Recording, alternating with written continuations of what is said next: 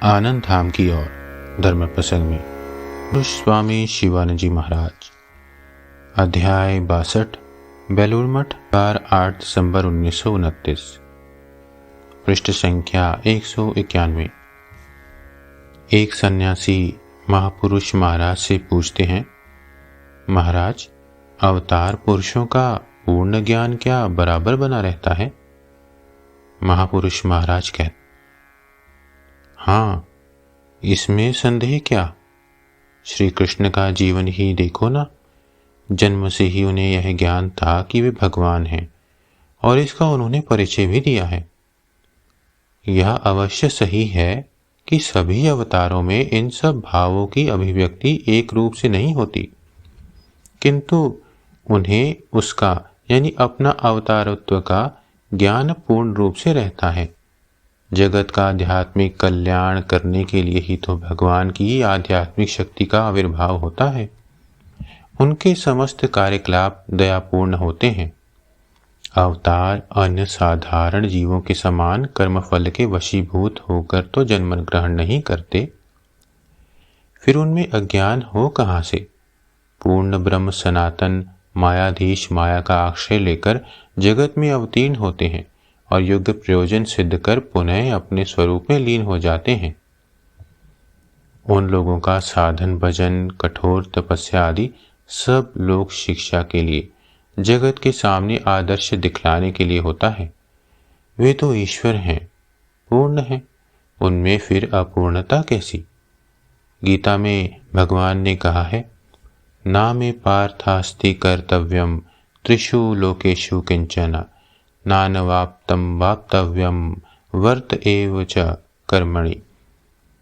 उन्हें कुछ भी अप्राप्त नहीं है क्योंकि वे पूर्ण हैं, फिर भी लोक शिक्षा के लिए वे कर्म में प्रवृत्त होते हैं। भगवान ने और भी कहा है, न माम कर्माणि लिम्पन्ति न मे कर्मफले स्पृहा इति माम यो भिजानाति कर्मभिर्न स बध्यते। उन्हें कर्मफल की कोई स्पृहा नहीं होती और कर्म भी उनको लिप्त नहीं कर सकता। यदि ऐसा न होता तो उनका ईश्वरत्व अवतारत्व कैसा? अवतारगण जब तक नरदेह धारण कर जगत में रहते हैं, तब तक उनका सब व्यवहार आदि बाह्य दृष्टि से सामान्य मनुष्य के समान ही दिखाई देता है। सुख में सुखी, दुख में दुखी।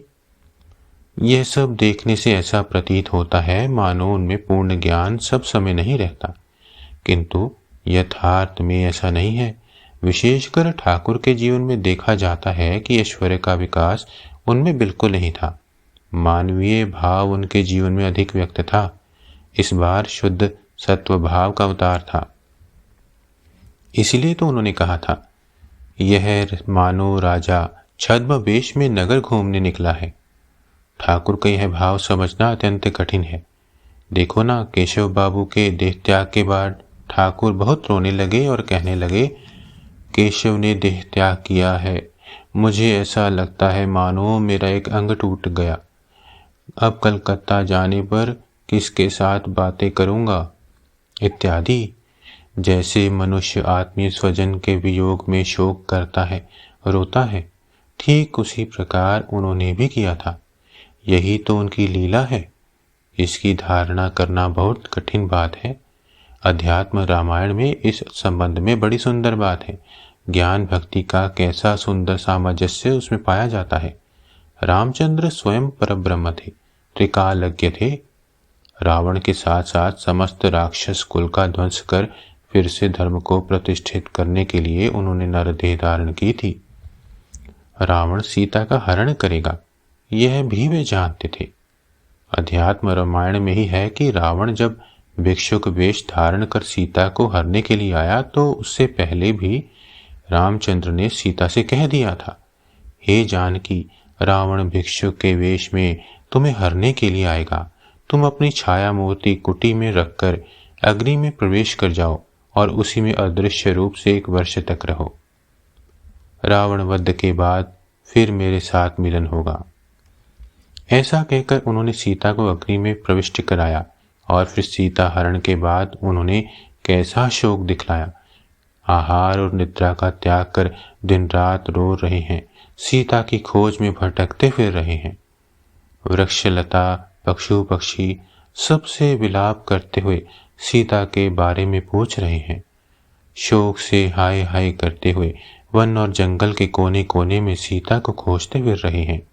यह सब बड़े मजे की बात है।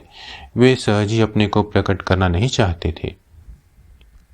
ओम श्री राम कृष्णार्पणमस्तु।